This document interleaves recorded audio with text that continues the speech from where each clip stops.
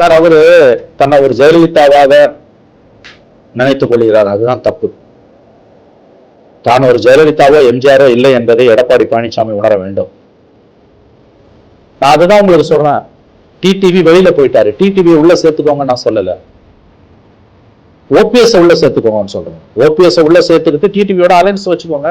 ஏன்னா 2021 நம்ம பேசியிருக்கோம், டிடிவி 10 சீட்டு கொடுத்திருந்தா அமித்ஷா 10 சீட்டு கொடுனாரு, இவர் கொடுக்கல. டிடிவியால 23 சீட் அதிமுக தோக்குதுங்க. அந்த 23 இருந்ததுன்னா 66 + 23 கெமிஸ்ட்ரி மட்டும் இல்ல, மேக்ஸ் மட்டும் இல்ல, கெமிஸ்ட்ரியும் ஒர்க் அவுட் ஆயிருக்கும். 90 சீட்டு மேல வந்திருப்பாங்க. திமுக தனி மெஜாரிட்டியே கிடைக்காம போயிருக்கும். டிடிவியால தான் அதிமுக 66 சீட்டு 30 சீட்டு கிடையாது, 23 சீட்ல தோல்வியை தழுவுது. திமுகவுக்கு தனி மெஜாரிட்டி கிடைப்பதற்கு டிடிவி ஒரு காரணம். பிகாஸ் அவர் ஏடிஎம்கே ஓட்ட உடைச்சாரு.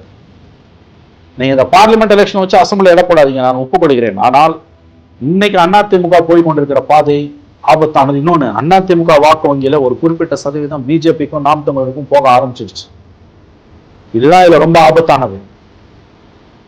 ஜெயலலிதா மரணத்துக்கு பிறகே ஒரு 3-5% ஓட்டு, ஒரு அரௌண்ட் 4% பர்மனண்டா வெளியில போயிடுச்சு பிஜேபிக்கும் டிஎம்கேக்கும். மீதம் இருக்கிறது கொஞ்சம் கொஞ்சமா ஒவ்வொரு தேர்தலா வெளியில போயிட்டு இருக்கு. இந்த தேர்தலோட மிகவும் ஆபத்தான போக்குகளில் ஒன்று அதிமுக வாக்கு வங்கியில் பெரிய சரிவு ஏற்பட தொடங்கி இருக்கிறது. அப்படி வெளியேறுகிற ஓட்டுகள் பிஜேபிக்கும் நாம் தமிழருக்கும் போக ஆரம்பிக்குது.